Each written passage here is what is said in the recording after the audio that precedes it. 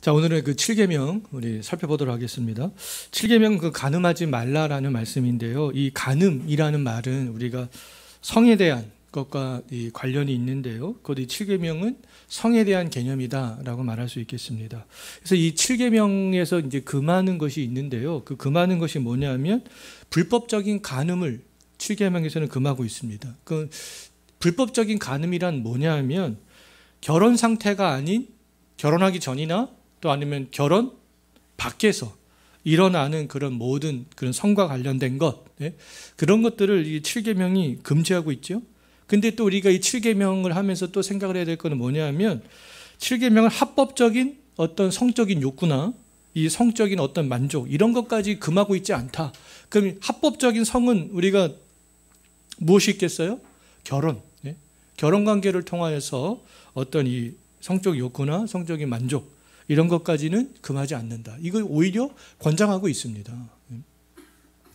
자, 그렇다면 이제 두 번째로 우리가 생각을 해볼 거는 그런 간음의 범죄에 속하는 그런 죄가 뭐냐? 어떤 죄들이 그럼 우리가 간음의 범죄에 속하는 것이냐라고 했을 때 대략 한 5가지 정도로 좀 생각을 해볼 수 있겠는데요. 첫 번째로는 우리가 마음으로부터 우리가 죄를 이 간음의 죄를 질 수 있는데 우리가 이 마음의 문제라고도 할 수 있겠습니다. 우리가 마음에서 어떠한 이 간음에 대한 것들이 이제 생각이 나고 이제 올라오고 그러는데요. 그래서 예수님께서도 마음에서부터 음욕을 품는 것, 실제로 어떤 간음을 하지 않았어도 마음에서부터 음욕을 품는 것도 예수님께서는 그것도 바로 죄다라고 그렇게 말씀을 하셨듯이 이 마음에서부터 나오는 것도 죄라고 말할 수 있겠습니다. 자, 그렇기 때문에 우리가 마음에서 어떤 이 성적인 그런 자극, 욕구들이 올라오려고 할 때 저항을 해야 된다는 것이죠. 우리 강력하게 우리가 좀 저항할 수 있어야 된다. 대표적인 사람이 뭐 요셉 아니겠습니까? 보디발 장군의 아내가 그럴 때 강력하게 저항해야 된다. 라는 것이고요. 또 두 번째로 이제 음행의 죄인데요. 음행이라는 것은 결혼하지 않은 상태에서 성적인 범죄를 저지르는 것, 이것이 바로 우리가 음행이라고 말할 수 있고, 세 번째로 이 간음의 죄는 결혼한 상태에서 결혼한 사람이 배우자가 아닌 다른 사람과 어떤 이 성적인 범죄를 저지르는 것, 그것이 바로 이 간음이라고 말할 수 있겠습니다. 그래서 칼빈은 이 간음에 대해서 뭐라고 말했냐면 배우자가 아닌 사람과 성적인 범죄를 저지르려는 그런 마음이 들 때 이 간음이라는 단어를 들었을 때 아주 혐오해야 된다. 아주 지독하게 이 혐오해야 된다. 이렇게 말했습니다. 왜냐하면 이 간음이라는 것은 하나님께서 결혼으로 묶어주신 그런 한몸 되게 하신 그런 끈을 고의로 깨트려버리는 행위이기 때문에 그렇다라는 것이죠.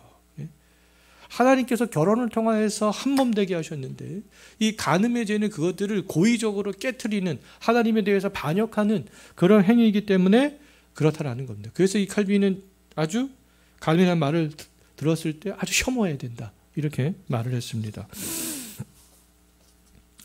자, 별표시한 거 참고적으로 적어놓은 거는 그냥 한번 보시면 되겠고요. 그다음 네 번째, 우리 수간의 죄. 수간은 짐승과 어떠한 그 성적인 관계를 하는 것을 말하고요. 다섯 번째로 동성애. 이거는 동성간, 이성이 아니라 동성간 어떤 그 성적인 그런 관계를 하는 것들을 말하는 것입니다. 이 모든 것들이 다 간음의 범죄에 속한다라고 말할 수 있습니다. 마태복음 5장 28절 한번 읽어볼까요? 나는 너희에게 이르노니 음욕을 품고 여자를 보는 자마다 마음에 이미 간음하였느니라. 그 다음도 읽어봅니다. 음행을 피하라. 사람이 범하는 죄마다 몸 밖에 있거니와 음행하는 자는 자기 몸의 죄를 범하느니라. 그 다음도 읽어봅니다. 하나님의 뜻은 이것이니 너희의 거룩함이라 곧 음란을 버리고 각각 거룩함과 존귀함으로 자기 아내 대할 줄을 알고. 그 다음도 계속해서 읽어볼게요. 어떤 남자가 유부녀와 동침한 것이 드러나거든 그 동침한 남자와 그 여자를 둘 다 죽여 이스라엘 중에 악을 제할지니라. 짐승과 행함하는 자는 반드시 죽일지니라. 그 다음도요. 너는 여자와 동침한 같이 남자와 동침하지 말라. 이는 가증한 일이니라. 성경에서도 이 간음의 범죄에 속하는 그런 죄들에 대해서 말씀을 하고 있습니다. 7계명은 무엇입니까? 답 한번 읽어봅니다. 7계명은 간음하지 말라입니다. 자, 그렇다면 이제 우리가 생각을 해볼 문제는 뭐냐면, 그럼 간음의 죄를 피할 수 있는 방편, 우리가 어떻게 간음의 죄를 피할 수 있겠느냐라고 했을 때, 하나님께서는 나와 다른 사람의 어떠한 그런 순결을 지키기 위하여서 이 두 가지 방편을 주셨다라는 겁니다. 두 가지 방편을 주셨는데요. 첫 번째로 하나님께서 이 간음의 죄를 피할 수 있도록 주신 첫 번째 방편은 뭐냐 하면 바로 금욕의 은사. 금욕의 은사. 금욕의 은사를 받은 대표적인 사람이 누구겠습니까? 사도 바울이겠죠. 사도 바울. 그래서 이 사도 바울처럼 어떤 사람에게는 하나님께서 성적인 유혹에 빠지지 않을 수 있는 그런 능력을 주셨다라는 겁니다. 성적인 유혹에 빠지지 않을 수 있도록. 왜 하나님께서 어떤 사람에게 그러한 능력을 주셨겠어요? 왜냐하면 예수 그리스도를 더욱더 효과적으로 증거하고 섬기기 위해서 그런 능력을 하나님께서 주셨다라는 것이죠. 성적인 욕구를 자제할 수 있는 그런 능력. 금욕의 은사. 누구를 위해서요? 예수님을 위해서. 이런 은사들을 주셨다라는 겁니다.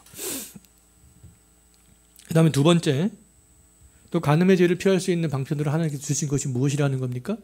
결혼이라는 거죠. 결혼.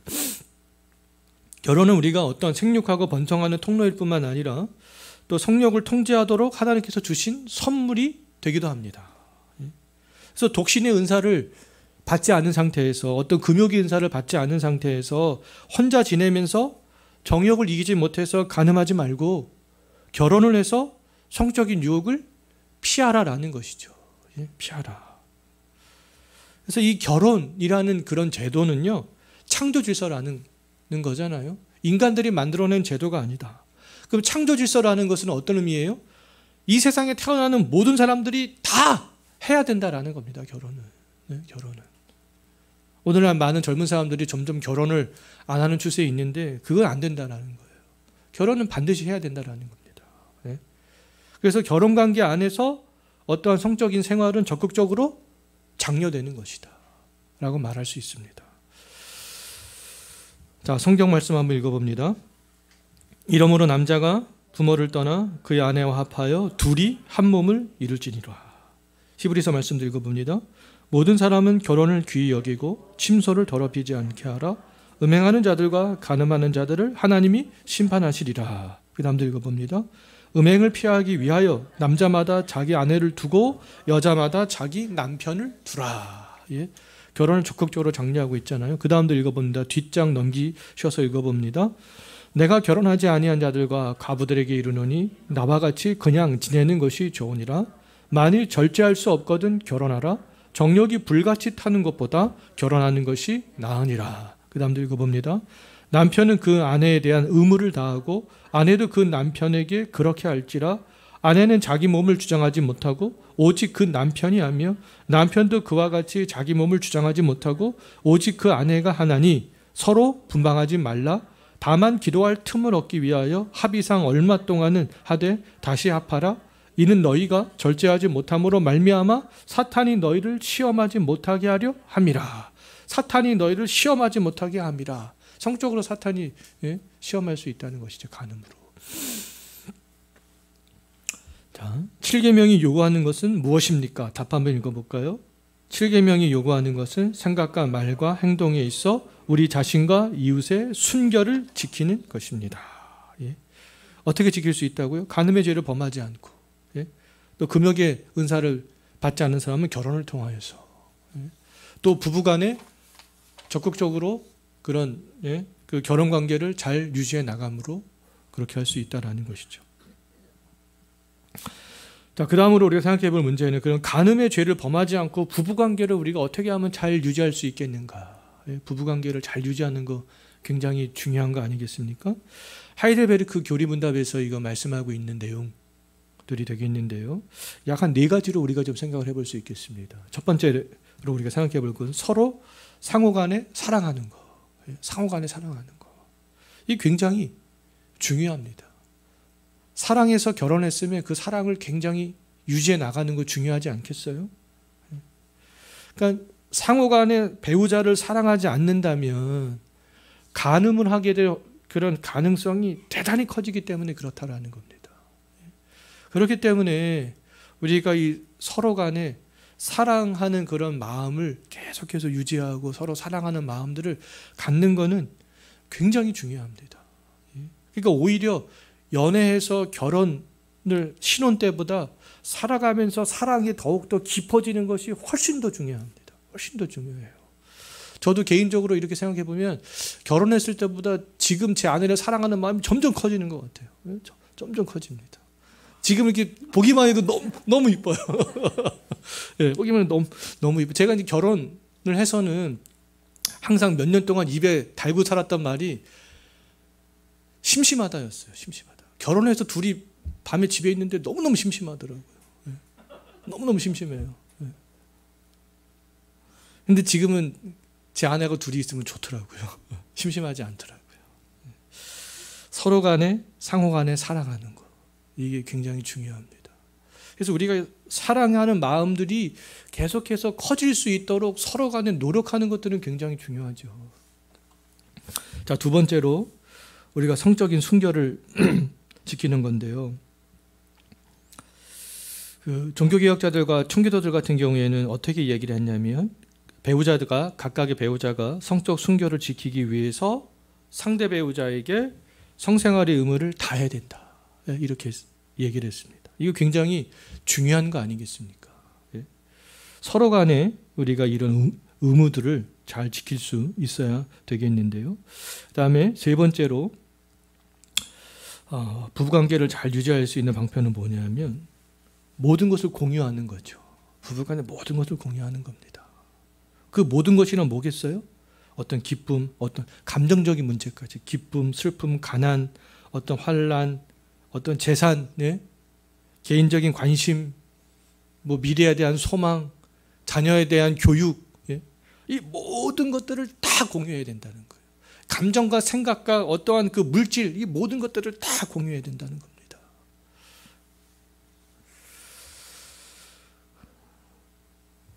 공유할 때 서로 간에 사랑하는 마음도 계속해서 커지고 상대방에 대해서 더 관심을 갖게 되고 그러는 거 아니겠습니까? 자, 네 번째로 서로의 결점을 보완하려는 그런 태도가 있어야 되겠습니다. 서로의 결점이 당연히 보이지 않겠어요. 단점이 보이고 결점이 보이겠죠. 그런데 그 결점이 있고 단점이 있지만 그럼에도 불구하고 그 결점이 있는 상대방에 대해서, 상대 배우자에 대해서 우리가 관심을 가지고, 예? 또 그 사람에 대해서 공감하려고 하고, 그러한 마음들이 있어야 된다라는 겁니다. 예? 미워하지 말고, 그 결점 때문에, 단점 때문에. 예? 저도 또 이게 또 제 얘기인데요. 결혼해서 어느 날, 어느 순간에, 제 아내가 밉더라고요, 그냥. 예? 또 미워질 때가 있잖아요. 근데 그 미워질 때가 있었는데 그 미워짐이 다시 사랑으로 바뀌게 된 계기가 뭐냐면 내 아내에게도 하나님의 형상이 있는데 내 왜 아내를 미워하는 마음이 들까? 그 하나님의 형상이라는 그 단어가 갑자기 딱 생각이 나면서 다시 그 마음이 싹 바뀌기 시작하더라고요. 네. 그래서 배우자는 아내나 남편의 불안이나 걱정이나 불행이나 그것들을 참아 볼 수 없는 그런 마음들을 가질 수 있어야 된다는 겁니다. 예? 그래서 우리가 이러한 네 가지를 잘 생각하고 기억하고 이런 것들을 서로 간에 이루어 나가려고 할 때 부부관계를 잘 유지할 수 있고요. 간음의 죄도 더 나아가서 범하지 않게 될 수 있다라는 것이죠. 자, 그 다음에 우리가 이제 마지막으로 생각해 볼 문제인데요. 이혼과 재혼에 대해서입니다. 이혼과 재혼에 대해서. 조금 전에도 제가 말씀드렸지만 이 결혼이라는 제도는 사람이 만든 제도가 아니라 하나님이 만든 제도다. 그래서 우리가 결혼할 때 성혼서약도 하고 있는데 우리는 하나님이 증인이 되는 거예요. 하나님이 친히 증인이 되는 거죠. 그래서 하나님 앞에서 한 계약이 되겠습니다. 하나님 앞에서 한 맹세, 선언. 예? 우리가 그런 것들을 인간 마음대로 깨트려 버려서는 안 된다는 것이죠. 예?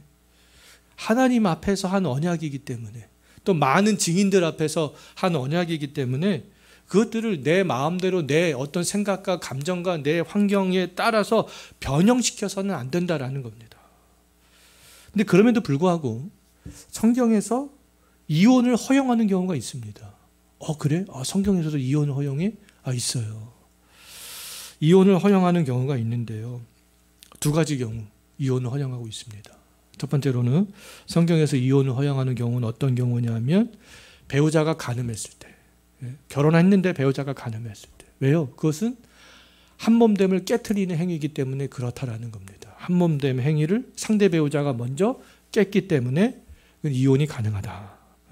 그런데 또 성경에서는 뭐 그 이혼이 가능하지만 그러면서도 뭐라고 말씀하고 있냐면 배우자가 간음을 통해서 한몸됨의 관계를 깨뜨렸다 할지라도 그걸 용서해주고 결혼관계를 유지하는 것이 더 바람직하다. 이렇게 또 말씀하고 있습니다. 이혼해도 되지만 예수님도 간음한 여인을 용서하셨잖아요. 그것처럼 간음한 상대 배우자를 용서하고 결혼관계를 유지하는 것이 하나님의 뜻에 더 부합한다. 좋다. 이렇게 성경에서 말씀하고 있죠. 자, 두 번째로 이혼이 가능한 경우는 언제냐면 종교적 갈등이 있을 때 이혼이 가능합니다. 이 종교적 갈등이라는 것은 언제냐면 결혼하기 전에는 각각의 배우자가 다 예수님을 믿지 않았습니다. 근데 결혼한 이후에 한 명의 배우자가 예수님을 믿는 믿음을 갖게 될 수 있잖아요. 근데 한 명의 배우자는 여전히 예수님을 믿지 않아요. 그래서 예수님을 믿지 않는 그 상대 배우자 때문에 여러 가지 종교적인 갈등이 엄청나게 일어날 수 있죠. 근데 그때 이혼할 수 있다라는 겁니다. 근데 단 성경에서 뭐라고 말씀하고 있냐면 예수님을 믿게 된 그 사람이 먼저 이혼을 요구할 수는 없다. 이 종교적 갈등은 예수님을 믿지 않는 그 사람이 여전히 예수님 밖에서 생활을 하고 그 사람이 먼저 이혼을 요구해 올 때 이혼할 수 있다. 이렇게 말씀을 하고 있습니다. 그런데 같이 사는 것을 좋아하면 상대 배우자가 믿지 않더라도 같이 사는 것을 좋아하면 믿는 배우자는 어떻게 하라는 겁니까? 계속 살아라는 것이죠. 계속 살아라. 자, 이 두 가지 경우에 이제 이혼을 성경에서 허용하고 있는데 이제 그럼에도 불구하고 계속 같이 용서해주고 살아가는 것이 더 좋다 이렇게 말씀하고 있습니다. 자, 그러면 성경에서 또 재혼에 대해서도 말씀하고 있습니다. 재혼이 가능하느냐? 성경에서 재혼이 가능하다 이렇게 말하고 있거든요. 그럼 언제 가능하냐라고 했을 때 배우자가 사별했을 때, 그러니까 배우자가 죽었을 때 그때 재혼 가능합니다. 그래서 예전에 청교도들 같은 경우에는 재혼을 굉장히 빨리 해라 이렇게 얘기했습니다. 사실은 재혼을 빨리 해라. 배우자와 사별했을 때 재혼이 가능하고요. 그 다음에 또 재혼이 가능할 때가 있는데 정당한 이유로 이혼했을 때 재혼이 가능합니다. 정당한 이유로 이혼했을 때는 언제겠어요? 배우자가 간음했을 경우, 종교적 갈등으로 이혼했을 경우, 이럴 때는 재혼할 수 있다. 이렇게 말씀하고 있습니다. 우리 성경 말씀 한번 읽어보도록 하겠습니다. 결혼한 자들에게 내가 명하노니 명하는 자는 내가 아니요 주시라. 여자는 남편에게서 갈라서지 말고 만일 갈라섰으면 그대로 지내든지 다시 그 남편과 화합하든지 하라. 남편도 아내를 버리지 말라. 그 나머지 사람들에게 내가 말하노니 이는 주의 명령이 만일 어떤 형제에게 믿지 아니한 아내가 있어 남편과 함께 살기를 좋아하거든 그를 버리지 말며 어떤 여자에게 믿지 아니하는 남편이 있어 아내와 함께 살기를 좋아하거든 그 남편을 버리지 말라. 그 다음 읽어봅니다. 예수께서 이르시되 모세가 너의 마음의 완악함 때문에 아내 버림을 허락하였거니와 본래는 그렇지 아니하니라. 그 다음 읽어볼까요? 혹 믿지 아니하는 자가 갈리거든 갈리게 하라. 형제나 자매나 이런 일에 구애될 것이 없느니라. 그러나 하나님은 화평 중에서 너희를 부르셨느니라. 아내된 자여 내가 남편을 구원할는지 어찌 알 수 있으며 남편된 자여 내가 내 아내를 구원할는지 어찌 알 수 있으리요. 남편을 아내를 구원할 수 있기 때문에 먼저 이혼을 요구하지 말라라는 거죠. 믿는 배우자는. 자, 72문 7계명이 금지하는 것은 무엇입니까? 답 한번 읽어볼까요? 7계명이 금지하는 것은 정숙하지 않은 생각과 말과 행동입니다. 이런 것을 통하여서 간음의 죄를 범죄할 수 있기 때문에 그렇습니다.